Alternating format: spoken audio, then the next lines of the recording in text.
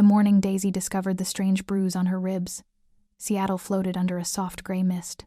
The drizzle wasn't really rain, more like a weightless haze hanging in the air, settling on her skin as she stood in front of the bathroom mirror. Her apartment was quiet, except for the faint hum of her heater. She lifted the hem of her loose sleep shirt and froze. A bruise, deep purple and soft-edged, bloomed across her left side. She frowned. She wasn't clumsy. She didn't recall bumping into anything. The bruise shouldn't have been there. She pressed a fingertip lightly against it. The skin yielded, a little tender but not painful. That more than the bruise itself unnerved her. Bruises hurt. This one didn't. Not the way it should. But Daisy, used to pushing discomfort aside, simply whispered to her reflection, "Probably nothing," and brushed it off. She tied her hair into a loose ponytail, grabbed her coat, and stepped out into the cool Seattle morning. Her breath fogged in the air as she made her way to the bus stop. Her stomach fluttered with a faint, unfamiliar heaviness, but she ignored it. Work awaited. Deadlines awaited. Life awaited. The bruise faded into the background of her mind. Asterisk. Downtown, the office buzzed with its usual rhythm, coffee machines hissing, keyboards tapping, coworkers greeting each other with tired smiles. Daisy loved this part of the city. The mix of steel and sea breeze, the hum of ferries crossing Elliott Bay, the sense of motion everywhere she looked. Inside the marketing agency where she worked, she navigated the hallway lined with glass offices. Sunlight, muted by clouds, spilled through the windows and cast a soft glow on her desk, a small corner overlooking the waterfront. Sticky notes, colored pens, and tablet screens filled her workspace like tokens of a life built on creativity and deadlines. She set down her bag and booted up her computer. Despite her warm smile to coworkers, Daisy felt more fragile than usual. The exhaustion she'd been feeling for weeks clung to her today with extra weight, like a quiet shadow she couldn't shake. Her manager, Paul, appeared beside her desk, voice brisk but friendly. "Morning, Daisy. Harper presentation ready for review?" "Mostly," she replied with a small smile. "I'll bring it by around noon." He nodded with relief. Knew I could count on you. Reliability, that was Daisy's unofficial job title. The one who stayed late when needed. The one who fixed things before people noticed they were broken. The one who rarely asked for help. She wasn't sure when she had placed that weight on herself, but she carried it every day. Asterisk. That night, after work, Daisy stepped into the shower and felt the bruise again. This time, her heart stopped mid-beat. It was bigger, not darker, just larger, expanding across her ribs as if something beneath her skin was pushing outward. She touched it gently, and though it didn't hurt sharply, a dull ache spread deeper inside her chest. Fear whispered at the edge of her mind. Something was wrong, something more than stress or fatigue. She scheduled a doctor's appointment first thing the next morning. Asterisk. Under the harsh white lights of the clinic, Daisy sat on the exam table, while a nurse drew 3 vials of blood. The nurse was kind, making small talk about Seattle's unpredictable weather, but Daisy didn't miss the split-second glance the woman gave, the bruise a look filled with recognition and quiet concern. "We'll run a full panel," the nurse said, labeling the blood vials with practiced efficiency. "It's probably nothing serious. You're young and generally healthy." Healthy. The word felt distant, like something she used to be. Daisy waited in the lobby afterward, scrolling through work emails to distract herself. Meetings, requests, drafts. She answered a few messages, her fingers moving by habit, but none of it felt real. When the doctor finally called her back into the office, his expression already told a story she didn't want to hear. "Daisy," he began, "some of your blood results came back with abnormalities. I'd like to schedule additional tests, including a bone marrow biopsy." "A biopsy?" Her voice tightened. "For what? What do you think is happening?" He hesitated, professional, measured, the kind of hesitation that preceded heavy news. "There are signs of a possible blood disorder." Her heart fluttered oddly, as if missing a step. "Is it serious?" "We don't know yet. That's why further testing is important. The quicker we understand what's happening, the sooner we can treat it." The word treat clung to her thoughts like a cold hand. Asterisk. The biopsy happened 2 days later. By the time the results came in, Daisy had convinced herself it would be fine. It had to be. She had deadlines, plans, a life she was still building. She walked into the clinic at 4:15 p.m. On a Thursday, a strange hour, heavy with implication. The The sky outside darkened earlier than usual, clouds stacking on clouds, setting the mood for something she couldn't name. The doctor closed the office door softly. That softness was what terrified her most. "Daisy," he said gently, "I'm very sorry. The test confirms that you have acute myeloid leukemia." Her breath vanished, not exhaled, not inhaled, just gone. Leukemia. The word floated in the air like smoke there, but impossible to grasp. "It means your bone marrow is producing abnormal white blood cells," he continued. "It's aggressive but treatable. We'll need to begin chemotherapy very soon." How soon? The words tasted unreal. "Preferably within a week." Daisy stared at the pattern on the carpet, tears burning behind her eyes but refusing to fall. The doctor kept speaking about treatment cycles, hospital stays, survival rates, but everything blurred into a distant hum. Outside, the world kept going. Inside her, everything stopped. Asterisk, asterisk. She left the clinic, stepping into Seattle's evening rain. Headlights streaked through the mist. People walked past her, umbrellas bobbing like moving shadows. Daisy felt like she had been pushed outside her own life, watching it from a cold, unreachable distance. She walked without purpose, past restaurants with fogged windows, past vendors closing their stalls, past streets she had walked 100 times. Yet each step felt foreign, as if she no longer belonged to the city she loved. She thought of her apartment, her desk at work, her favorite cafe, the pelicans she liked to watch by the waterfront. All the small things that made up her daily life. Would she still have those things? Would she still be herself in a month? In a year? Would she still be alive? Fear slipped into her bones, cold and merciless. Asterisk, asterisk. That night, she called her mother. The moment her mom answered, "Hi, sweetheart," the dam inside Daisy cracked open. Her breath hitched. Tears spilled silently down her cheeks. "Mom," she whispered, voice breaking. I'm sick." A long pause. Then her mother's voice trembled. "How sick, Daisy?" Her lips parted, but it took a moment before the truth could come out. "Leukemia." She heard her mother inhale sharply, followed by soft, helpless crying. Crying born from a pain deeper than fear born from love. "Oh, honey." Daisy pressed her palm to her chest, trying to calm the tremor in her heart. "I'll be okay." She lied, because she couldn't bear to hand her mother the full weight of her terror. Her mother promised to fly to Seattle the next morning. Daisy protested at first habit, reflex, but inside, she felt relief seep warmly into the cold space in her chest. Maybe she didn't have to face this alone. Asterisk, asterisk. The next day, Daisy went to work. Not because she needed to, but because the idea of staying home felt unbearable. She needed normalcy. She needed routine. She needed anything that wasn't cancer. She finished the Harper presentation. She answered emails. She attended a meeting where people discussed branding colors while she tried not to think about chemotherapy bags dripping medicine into her veins. Her body felt heavier. Her smile felt thinner. But she made it through the day.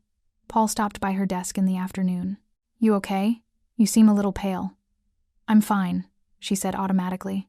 "Just tired." He accepted the answer. People believed what they wanted to believe. Asterisk, asterisk. That night, Daisy lay in bed staring at the faint reflections of city lights on her ceiling. She listened to the rain tapping against her window, soft, rhythmic, almost comforting. She wondered if she would ever feel normal again, if she would ever outrun the fear now lodged inside her, if she would survive what was coming. The rain fell harder, echoing like a distant heartbeat. Daisy closed her eyes. Her journey had only begun, and already, she felt its weight. Daisy's mother arrived in Seattle the next morning, stepping off the plane with tired eyes and a knitted scarf she had made herself years ago.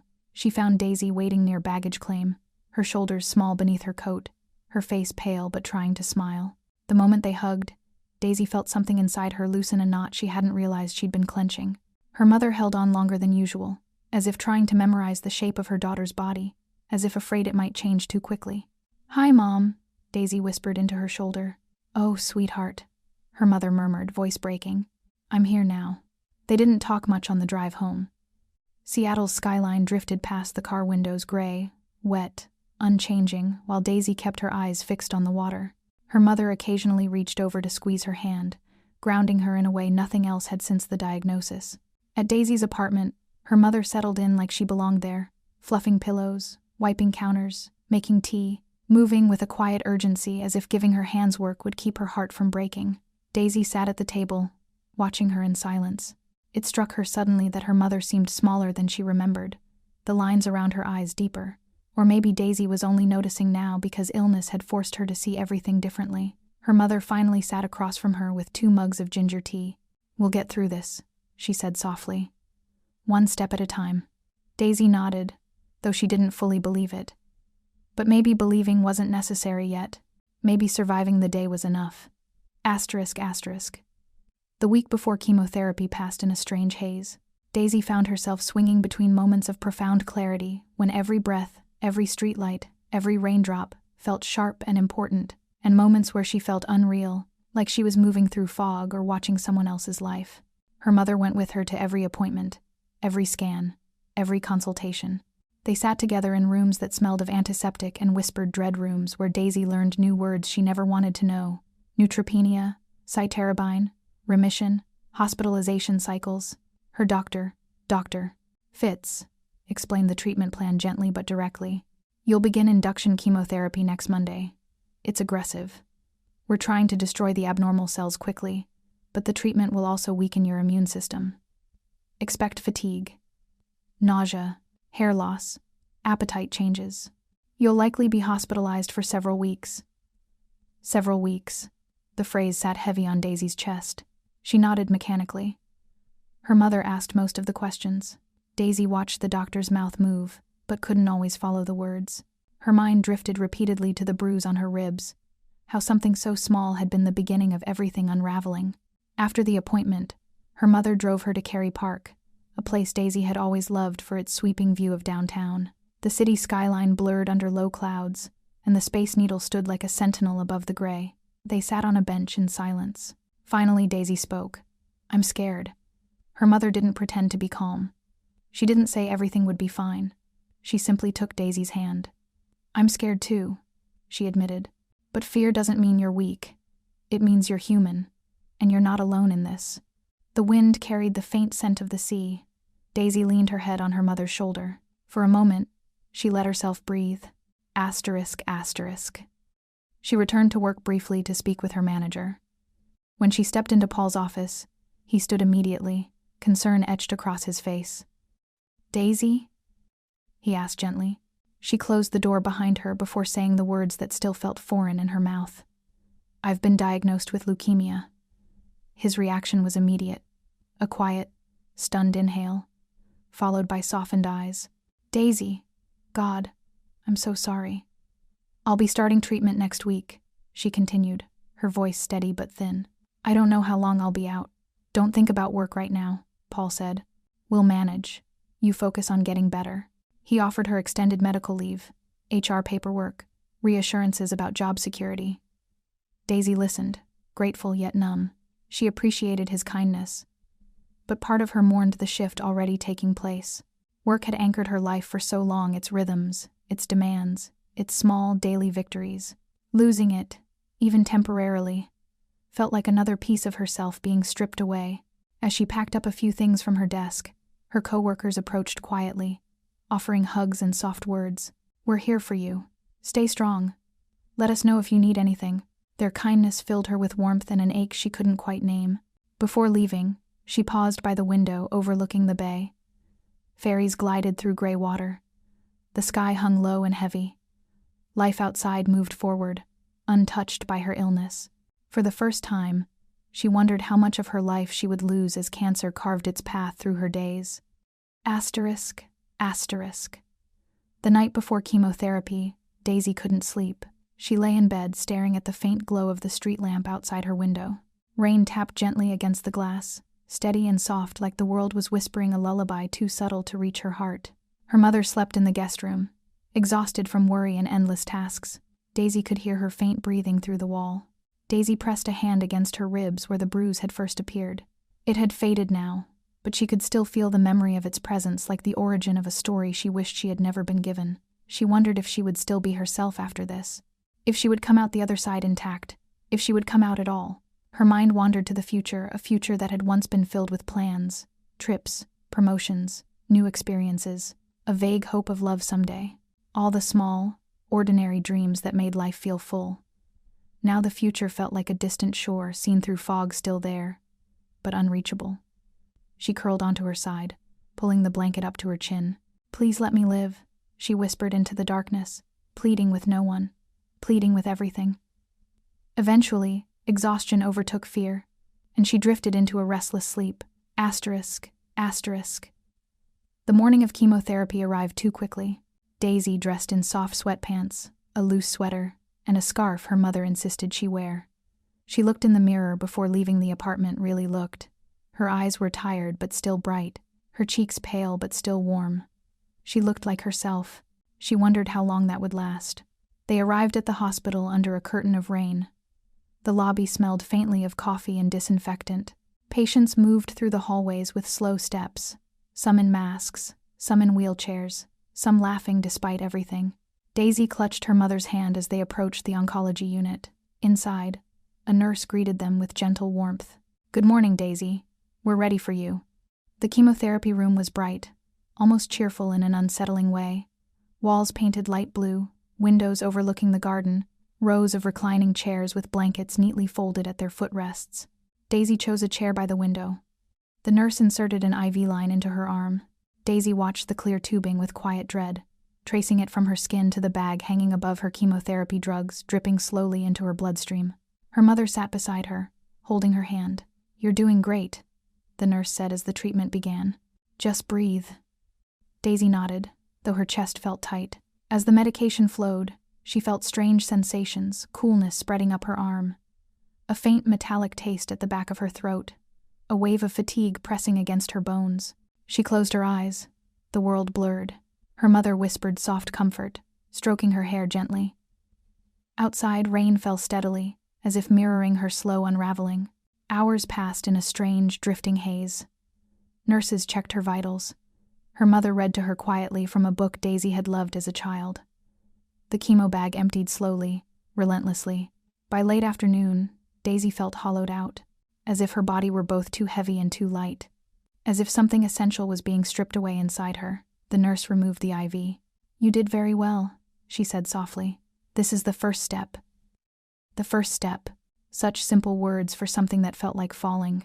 Daisy managed a weak smile before she and her mother left the hospital. But as she walked through the sliding glass doors into the damp Seattle air, a sudden wave of dizziness swept over her. Her vision blurred, the ground tilted. Her mother caught her just before she fell. "Daisy, I'm okay," Daisy whispered, breathless. She wasn't. Her legs trembled. Her stomach churned. Her mother held her close, voice cracking. "Sweetheart, I've got you." Daisy leaned into her, unable to stand without support. The first fall had come sooner than she expected, and it was only the beginning. The first week of chemotherapy broke Daisy more quickly than she expected. The nausea hit before sunrise the next morning, a hard, rolling wave that forced her to stumble to the bathroom, gripping the sink with trembling hands. Her stomach spasmed despite being empty, and her knees nearly buckled from the force of it. Her mother knelt beside her, holding her hair back like she had when Daisy was a child with a stomach bug. Except this time, the sickness wasn't going to pass in a day. It wouldn't be cured with rest or ginger tea. This was only the beginning. When Daisy finally looked up, her face pale and clammy, her mother cupped her cheek. "Sweetheart, let's get you back to bed." Daisy nodded weakly, but she didn't sleep. Exhaustion weighed down her limbs, but her mind was restless, pacing through endless corridors of fear. Chemotherapy, she realized, wasn't just an attack on her cancer. It was an attack on her. Asterisk. By the end of the second day, eating felt impossible. Even the smell of food made her stomach twist. Her mother tried everything: broths, smoothies, crackers, ginger candies, but Daisy could barely force down a few sips of water. Her bones ached. Her head pounded. Every sound felt too loud. Every light felt too bright. The world had grown heavy. She spent hours lying on the couch, curled under a blanket, listening to the rain tapping against the window. Her mother sat nearby, reading or knitting, always ready when Daisy needed something. Sometimes they talked, but often they sat in silence, comfortable, shared silence. On the fourth day, Daisy asked softly, "Mom, am I going to lose my hair soon?" Her mother put down her knitting. "Probably within the next week or two." Daisy nodded, swallowing hard. She'd known it was coming, but the reality hit sharper now. Losing her hair felt symbolic, like losing her identity, her femininity, her youth. "What if I don't look like myself anymore?" Daisy whispered. "You'll always be yourself," her mother said gently. "No matter what changes." But Daisy didn't feel convinced. She didn't know who she would be when this was over, if she survived it at all. Asterisk. The hospital called on Friday to bring her in for blood tests. Her mother helped her dress. Daisy's hands shook too much to button the sweater herself. The drive felt surreal. Buildings blurred past. People walked dogs, held umbrellas, laughed, lived, and Daisy watched them from behind the car window as if she were trapped in a separate world, a quieter, darker world that no one else could see. At the clinic, she sank into the waiting room chair, exhausted simply from walking. A nurse called her name. Inside the exam room, the nurse tied a band around Daisy's arm and drew blood. Daisy watched the red swirl into the vial, then looked away, uneasy. "Doctor," Fitz entered moments later, his expression gentle but guarded. "How are you holding up?" "Not great," Daisy murmured. "Everything hurts. I'm so tired."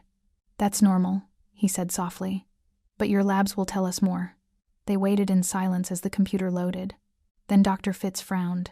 "Your white blood cell count has dropped significantly, which we expected, but your neutrophil levels are dangerously low." "What does that mean?"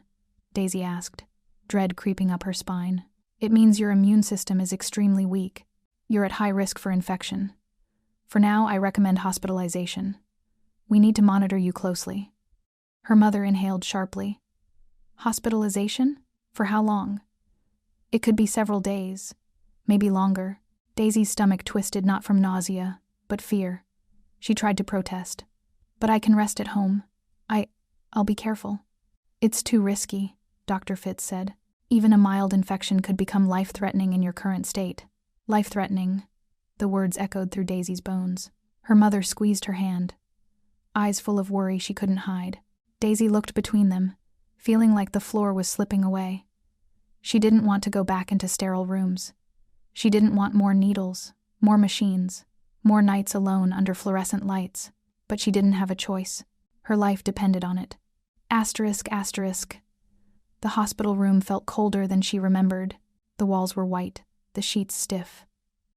Machines beeped softly in the background. Nurses moved in and out, checking her vitals, connecting IV lines, adjusting settings on monitors. Her mother stayed until visiting hours ended, though she argued gently with the nurse to let her stay longer. "I'll be back first thing in the morning," she told Daisy, brushing her hair back. Daisy nodded, but her eyes stung. When her mother finally left, the silence settled heavily around her. She stared at the ceiling, listening to distant footsteps echoing down the hall. Her chest tightened. She wasn't prepared for the loneliness. She wasn't prepared for how small she felt in that bed. She reached for her phone and sent her mother a message. "I'm okay. Don't worry." It was a lie, but she wanted to protect her mother from even more fear. She placed the phone on the bedside table. Then she turned her face into the pillow and cried quietly, shoulders shaking, trying not to be heard. She cried for her hair. She cried for her strength. She cried for the person she was before the cancer, and the person she feared she was becoming. Asterisk. Late that night, Daisy woke to a soft beeping. A nurse entered, adjusting her IV. "Sorry to wake you," the nurse whispered. "Just checking your levels." Daisy's voice was hoarse. "Am I doing okay?" The nurse hesitated a split second, but Daisy noticed. "You're stable," she said gently. "But you're very immunocompromised. It's good you came in." Daisy nodded faintly. As the nurse left, Daisy stared at the IV line running into her arm. Medicine dripped slowly into the tube, tiny drops that meant survival, but they also felt like surrender. She touched her ribs unconsciously, remembering the bruise that started everything. How small it had been, how enormous its consequences. Asterisk. The next morning, Daisy woke to the sound of rain against the window. Her mother sat beside her bed, knitting again, looking tired but relieved to see Daisy awake. "Hey, sweetheart," she said softly. "Hey, how are you feeling?" "Like I've been hit by a truck," Daisy murmured. Her mother smiled sadly. "You're still here. That's what matters." A doctor checked on her later, explaining her blood counts in careful detail. Daisy listened, but part of her mind drifted thinking about who she had been before hospitals became her second home. She missed her life, She missed walking without fear. She missed tasting food. She missed waking up without dread. She missed being Daisy. That afternoon, as she sat up in bed staring out at the rain, her mother spoke softly. "You know, your grandmother used to say storms don't last forever."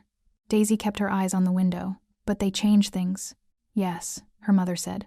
"But sometimes they reveal what's strong enough to survive." Daisy swallowed, her throat tight. She wasn't sure she was strong enough, but she wasn't fighting alone. Asterisk, asterisk. On the evening of her third night in the hospital, something inside Daisy shifted. Not physically, but emotionally. A nurse brought her warm socks, saying, "These help some patients feel a little more like themselves." It was such a small gesture, but Daisy felt tears prick her eyes. Maybe the world hadn't abandoned her. Maybe pieces of kindness still existed, even here. She put on the socks. They were soft, striped, a little silly. They made her smile, a tiny smile, but real. Her mother returned after grabbing dinner and gasped dramatically, "Look at you! Fashion icon!" Daisy laughed weakly, but genuinely, and in that moment, she realized something. Even in a place of needles and fear, she could still feel human. She could still feel warmth. She could still feel alive. Not whole, not strong, but alive. And for now, that was enough. Asterisk, asterisk. That night, Daisy looked out the window at the glowing city lights blurred by rain.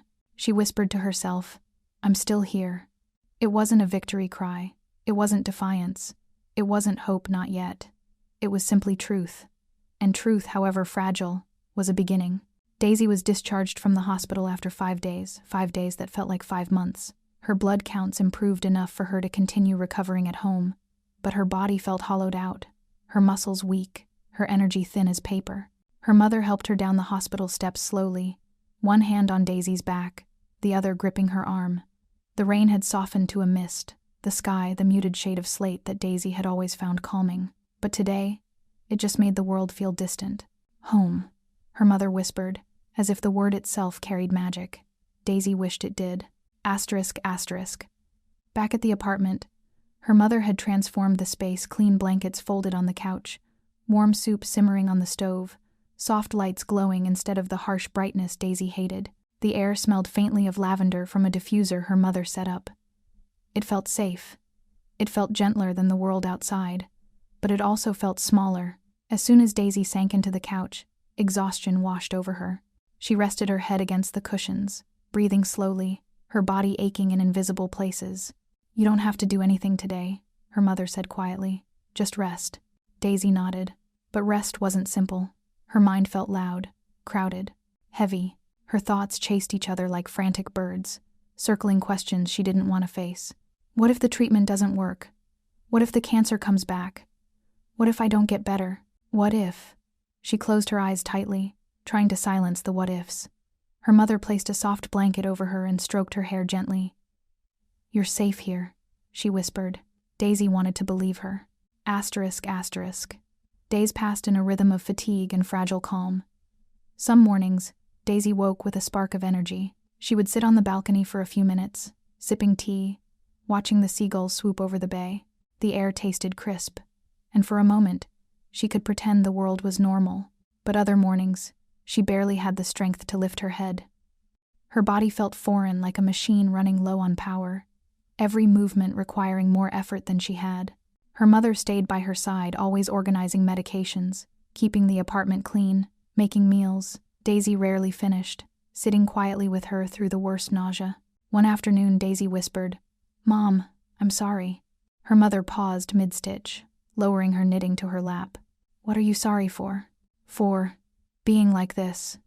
For needing so much help." Her mother leaned forward, taking Daisy's hand with steady warmth. "Daisy, loving you isn't a burden. Helping you isn't a burden. Watching you suffer is the only burden I carry, and I would carry it 1,000 times if it meant you weren't alone." Daisy's eyes filled with tears. She didn't know how to respond to love that unconditional. Her mother kissed her forehead softly, brushing away a tear with her thumb. "You're allowed to be cared for," she added. "Let yourself be held." Daisy nodded, letting the words settle into her bones.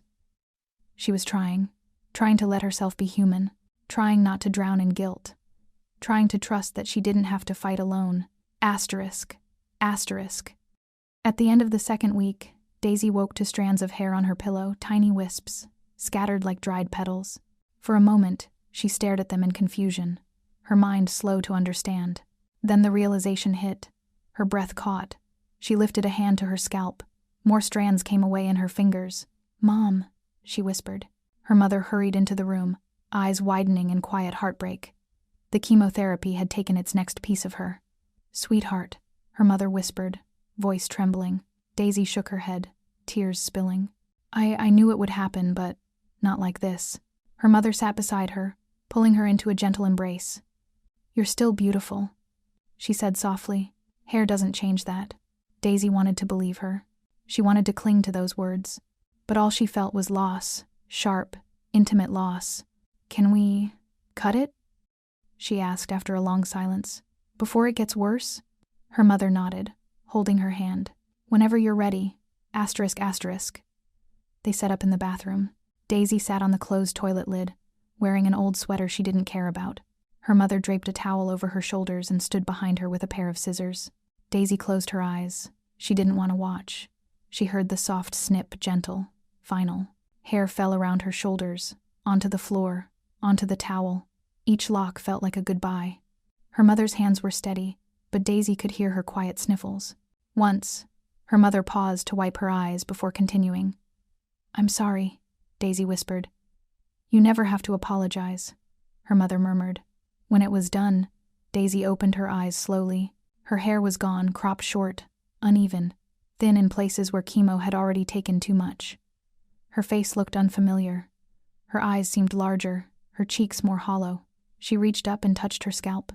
"I look sick," she said quietly. Her mother met her gaze in the mirror, placing her hands on Daisy's shoulders. "You look brave," she said. "You look like a fighter." Daisy shook her head. "I don't feel brave." "You don't have to feel brave to be brave." Daisy leaned into her mother's chest and cried not for vanity, but for everything she was losing piece by piece. For the version of herself she didn't know if she'd ever see again. Asterisk, asterisk. Later that night, wrapped in a blanket, Daisy sat on the couch staring at the TV without really watching it. Her mother sat beside her, knitting slowly. "Do you want to go outside tomorrow?" her mother asked. "Just for a short walk?" Daisy hesitated. "I don't know. I worry people will stare." Her mother smiled gently. "People stare at sunsets too. Doesn't make them bad." Daisy let out a soft laugh despite herself. "Maybe," she whispered. "Maybe a short walk." Her mother nodded. But that night, Daisy lay awake long after her mother had gone to bed. The apartment was quiet except for the distant hum of traffic. Daisy stared at the ceiling, feeling the weight of the day settle onto her chest. Hair loss, fatigue, fear. Every step felt like a reminder that the world she used to know was slipping further away. She pressed a hand to her ribs, to the place where the first bruise had bloomed. "Please," she whispered into the dark, "let me keep going." Not a plea for a cure. Not a plea to avoid suffering. Just a plea for time. A little more time to breathe. A little more time to hope. A little more time to live. Asterisk, asterisk. The next morning, her mother helped her step outside the apartment building. The air was cool, the sky a soft gray blue. The sidewalk glistened from fresh rain. People walked past carrying coffee cups and umbrellas. Daisy pulled her beanie lower over her head, suddenly self-conscious. Her mother slipped an arm around her shoulders. "You're doing great," she whispered. They walked slowly, Daisy's steps small and careful. The world felt too bright and too loud, but also strangely beautiful. Trees dripped with raindrops. A golden retriever wagged its tail as it passed.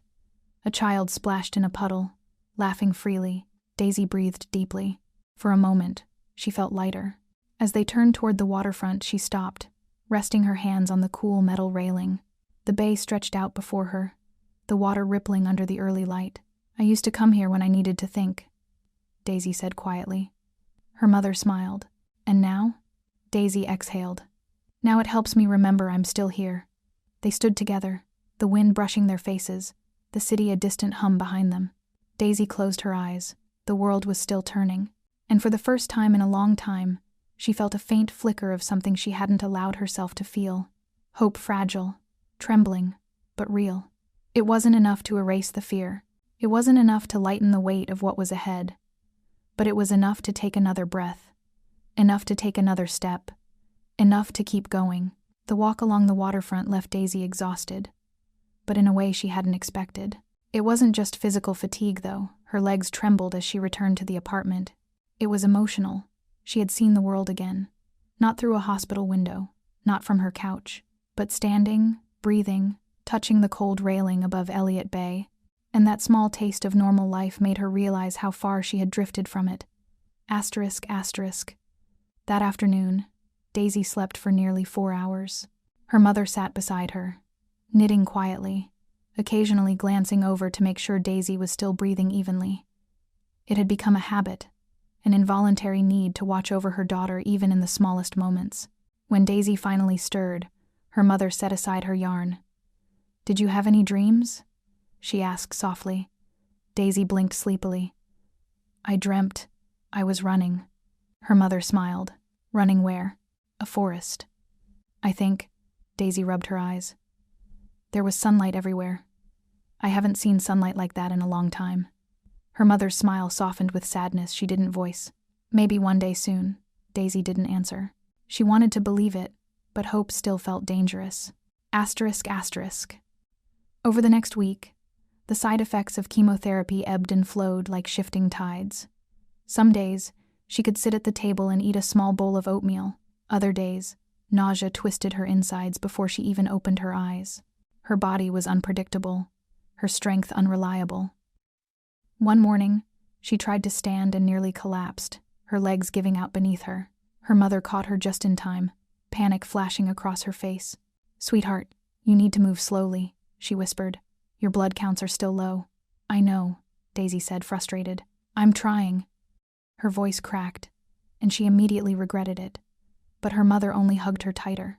"You don't have to be strong all the time," her mother whispered. But Daisy didn't want to be weak. She didn't want to be someone who fell apart walking from the bedroom to the kitchen. She didn't want to feel like she was slowly dissolving into someone unrecognizable. On the 4th day, Daisy woke to a strange heaviness in her chest, like something pressing down on her from the inside. It wasn't painful, but it was unsettling. She sat up slowly, hand resting over her heart. Her mother noticed immediately. "What's wrong?" "I don't know," Daisy murmured. "My chest feels weird." Her mother looked at her with quiet worry. "We should mention it to Dr. Fitz at your next appointment." Daisy nodded. She didn't want another hospital stay. She didn't want more tests. But she knew she couldn't hide symptoms, not when they could mean something dangerous. That afternoon, Daisy sat on the couch wrapped in her favorite gray blanket. She held a small journal in her lap, a gift from her mother years ago, but she hadn't written in it for months. "What are you thinking about?" her mother asked from across the room. Daisy hesitated before answering. "I feel like my life is paused, but the rest of the world keeps going." Her mother put down her knitting. "The world will wait for you." "No," Daisy said quietly. "It won't. People move on. Seasons change. Everything keeps shifting, and I'm stuck in place." Her mother moved to sit beside her. "You're not stuck. You're fighting. That takes courage." Daisy looked down at her hands, thin, trembling slightly. "Sometimes I feel like the fight is bigger than I am," she whispered. Her mother wrapped an arm around her shoulders. "Then let me help carry the weight." Daisy leaned into her, tears slipping silently down her cheeks. "I don't want to disappear," Daisy said softly. "You're not disappearing," her mother whispered. "You're right here, and I see you. All of you." Daisy closed her eyes, absorbing the warmth of her mother's presence.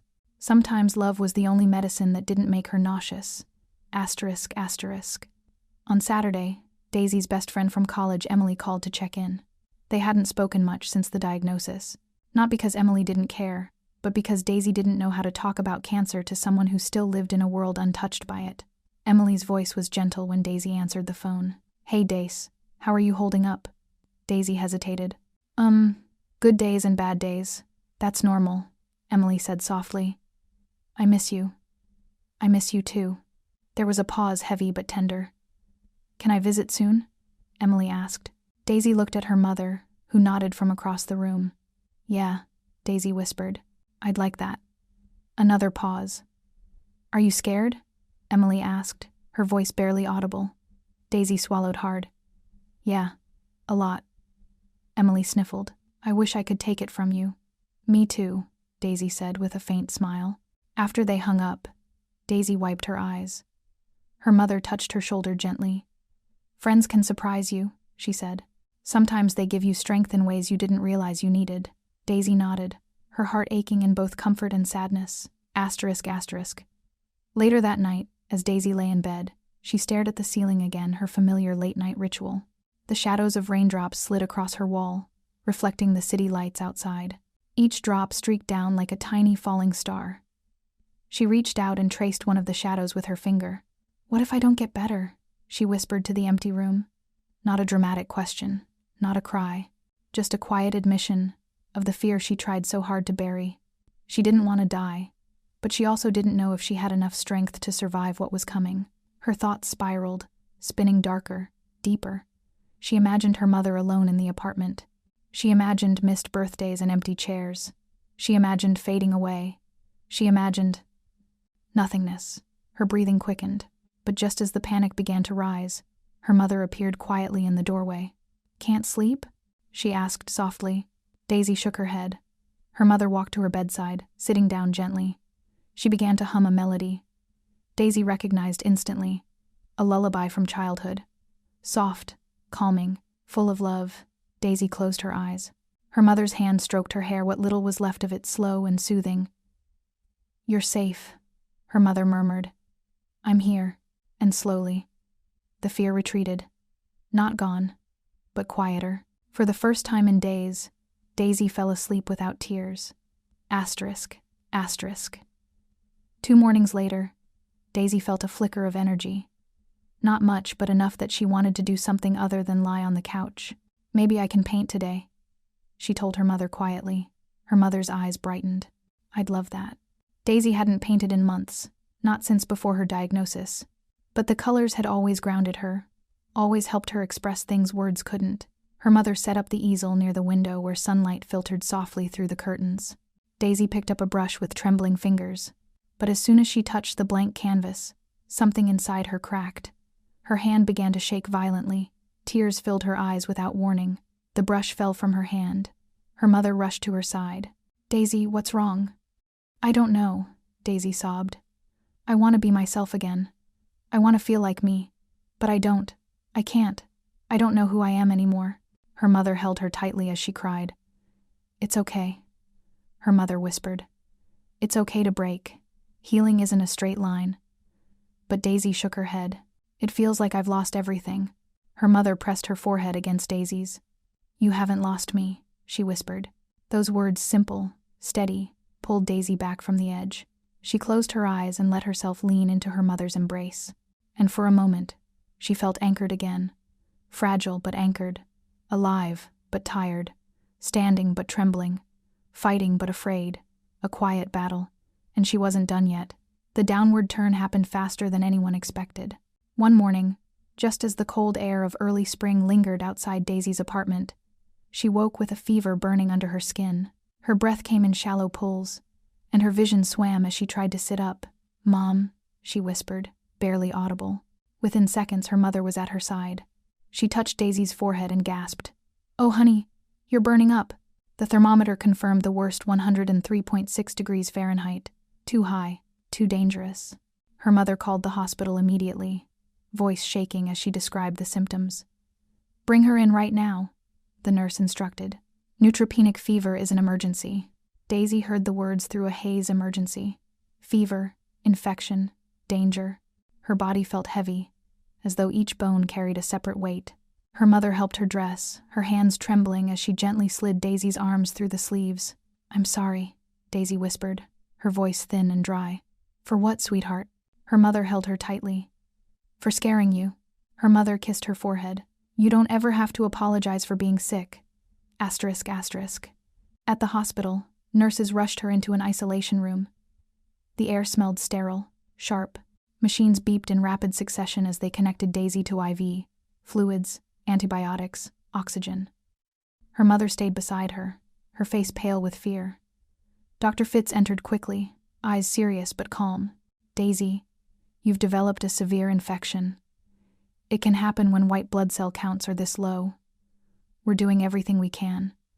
Daisy nodded, but her eyelids felt heavy. The world shimmered and blurred. Her mother squeezed her hand and whispered into her ear, "You stay with me, you hear me? You stay."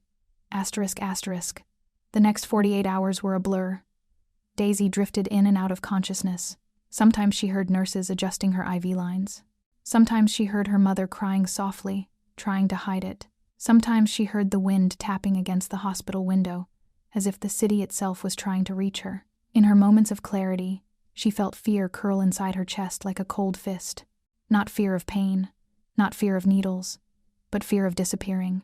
She didn't want to fade away. Not yet. Not like this. ***. On the third morning, her fever broke, but her strength didn't return. Her body was too tired, too fragile, too worn down. The infection had left her hollow. Dr. Fitz sat beside her bed, his usually confident posture softened with sorrow. "Daisy," he said gently, "your body isn't responding the way we hoped. We can continue treatment, but the chances of recovery are very low." Her mother covered her mouth as tears filled her eyes. Daisy stared at the doctor. The words felt unreal, distant, as if they were meant for someone else. "How long?" Daisy whispered. "Doctor." Fitz hesitated, and that hesitation was an answer in itself. "A few weeks," he finally said. "Maybe less." Her mother broke, silent at first, then shaking with sobs she couldn't contain. Daisy reached for her hand, fingers trembling. "It's okay, Mom," she whispered.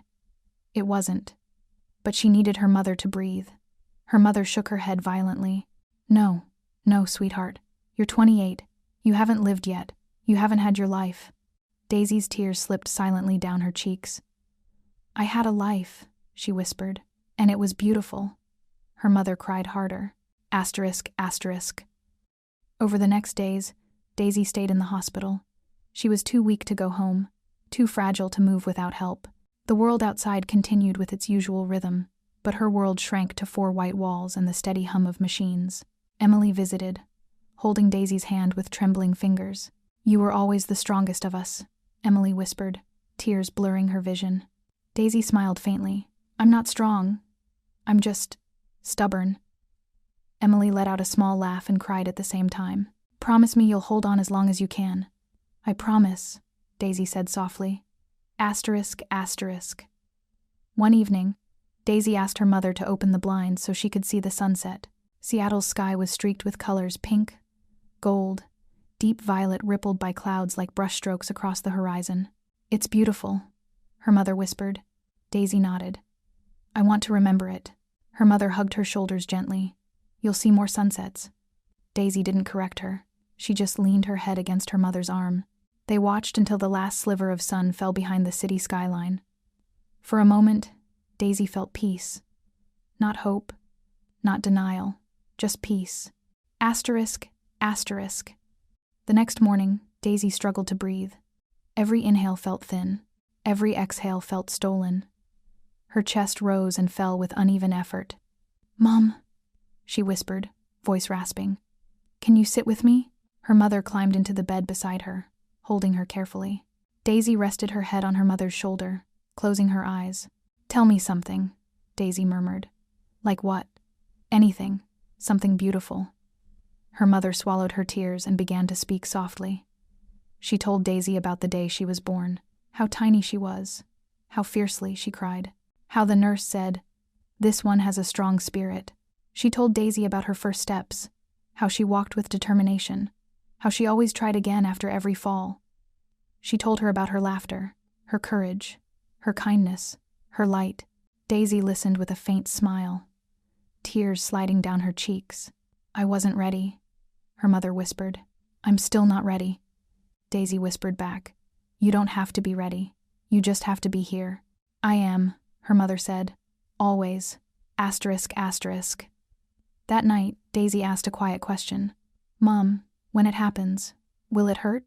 Her mother kissed her forehead. "I think it will feel like falling asleep, like slipping into a dream." Daisy closed her eyes. "That doesn't sound so bad." Her mother cried silently. ***. Daisy's breathing grew weaker over the next days. Nurses checked on her with gentle hands. Her mother never left her side. One night, Daisy woke suddenly, her heart racing. She looked toward the window. The moon was shining a thin silver crescent hanging over the quiet city. She whispered, "Mom, are you awake?" Her mother stirred. "Yes, sweetheart, I'm here." "I don't want to leave you," Daisy whispered. Her mother took her face gently in her hands. "You will never leave me." "Not really. I will carry you in every breath. Every morning, every sunset." Daisy closed her eyes as tears slipped down her cheeks. "Thank you," she whispered softly, "for being my home." Her mother bowed her head, their foreheads touching. "And thank you," she whispered, "for being my heart." ***. In the early hours before dawn, Daisy grew weaker still. Her breaths grew slow and shallow, each one softer than the last. Her mother held her tightly. The world outside was quiet, the sky darker than ink, the hospital still. Daisy opened her eyes one last time. She looked at her mother. "I'm tired," she breathed. Her mother kissed her forehead through tears. "Rest, sweetheart. I've got you." Daisy exhaled softly. Her eyes fell closed. Her hand loosened in her mother's grip. Her breathing slowed, then stilled. Her mother pressed her face into Daisy's hair and whispered, "I love you, I love you, I love you." And the world for a moment stood perfectly still. The morning Daisy passed away, Seattle was silent. Not the usual city quiet, not the distant hum of early traffic or the gentle splash of the bay, but a deeper kind of stillness. The kind of stillness that seemed to recognize something sacred had just happened. Her mother sat beside her, holding the same hand she had held the day Daisy was born. Her fingers stroked Daisy's knuckles gently, lovingly, unable to accept the absence of warmth beneath them. Nurses entered softly, their steps careful, their eyes filled with sorrow but respect. They checked monitors that no longer mattered and whispered condolences her mother barely heard, because her world, in that moment, was just Daisy, her baby, her daughter, her heart. Her mother leaned down, pressing one last kiss to Daisy's forehead. "You can rest now," she whispered through a trembling voice. "I'll carry the pain for the both of us." The hospital gave her time. Quiet, uninterrupted time. Her mother brushed Daisy's hair with her fingers, adjusted the blanket the way she used to when Daisy was little, and held her hand for as long as she could. Grief settled over her like a heavy fog, but beneath it, somewhere deep, it carried something else too. Gratitude. For 28 years, for every laugh, for every memory, for every second she was allowed to call Daisy hers. When the orderlies came to transfer Daisy to the mortuary, her mother whispered one last message into her ear. "Wherever you go, find the sunlight." The funeral took place 4 days later, in a small chapel overlooking the water one Daisy had once pointed out during a walk, saying, "It's peaceful there." Her mother remembered. Friends, co-workers, and neighbors gathered quietly.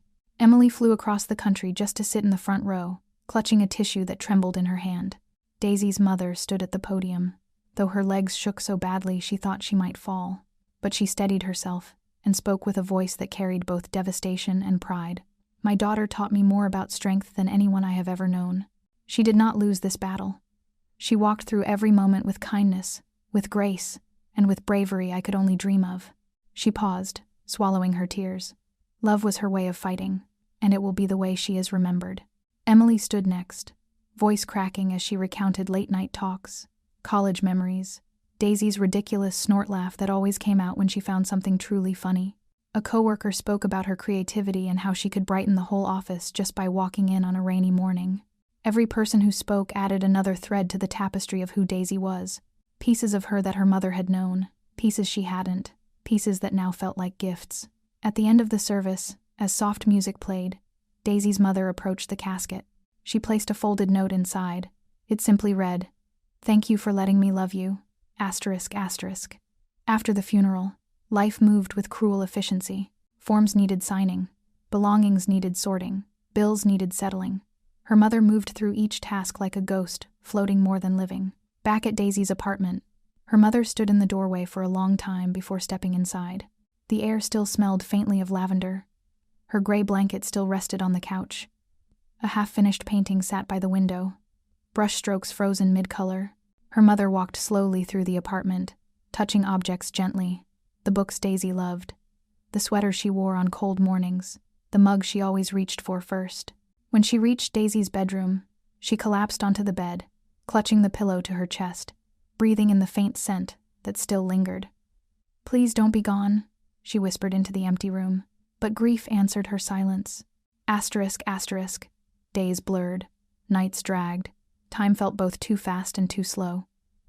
Until one morning, her mother found Daisy's journal wedged between books on the shelf, the same journal Daisy had tried to write in during her treatment. Hands trembling, she opened it carefully. Inside, she found only 4 entries, but they were enough to shatter her and rebuild her in the same breath. Entry 1. Mom doesn't know how scared I am. I try to be strong for her, but some nights, I cry when she falls asleep. I hope she never hears me. Her mother pressed a hand over her mouth as tears spilled freely. Entry 2. I hate what cancer has taken from me, but I'm grateful for time with Mom. We've talked more in the last month than we did in years. She is my anchor. Her mother sobbed into the pages, clutching the journal to her chest. Entry 3. If I don't make it, I hope Mom knows she didn't fail me. She gave me everything. She is the best part of my life. Her mother wiped her cheeks, whispering, "I know, sweetheart. I know." And the final entry dated just 5 days before Daisy died. Entry 4. I'm not afraid of dying anymore. I'm afraid of leaving Mom alone. If she ever reads this, Mom, please keep living. Promise me you'll still go for walks, still drink tea in the mornings, still watch sunsets, live the life I can't. For both of us. Her mother broke. Then slowly, painfully, she breathed again, because Daisy had asked her to. Asterisk, asterisk. Weeks passed. Her mother began to walk again slowly at first, down the street, around the block, then farther. The world looked different now. Every tree, every raindrop, every beam of morning sunlight felt touched by Daisy somehow. One afternoon, she made her way to the waterfront, the place Daisy loved most. She leaned on the railing, looking out at the rippling water. The sky was streaked with pale gold. The sun lowered gently behind clouds. A breeze brushed her cheek, warm and soft. Her mother closed her eyes. "I'm trying," she whispered to the wind. "I'm living, sweetheart, just like you asked." Her chest ached not with the sharp pain of fresh grief, but with the slow, deep ache of love that refuses to fade. And then, for a brief moment, the sun broke fully through the clouds, bright, warm, golden. The light touched her face directly, and she smiled through her tears. "Thank you, Daisy," she whispered. "Thank you for letting me keep you." Asterisk, asterisk. In time, people said she grew stronger. But she knew the truth. She didn't move on. She moved forward, carrying Daisy with her. In every quiet morning, in every gentle night, in every breath she took. Grief didn't end. Love didn't end. Their story didn't end. It simply changed shape, because Daisy's body was gone, but her light remained.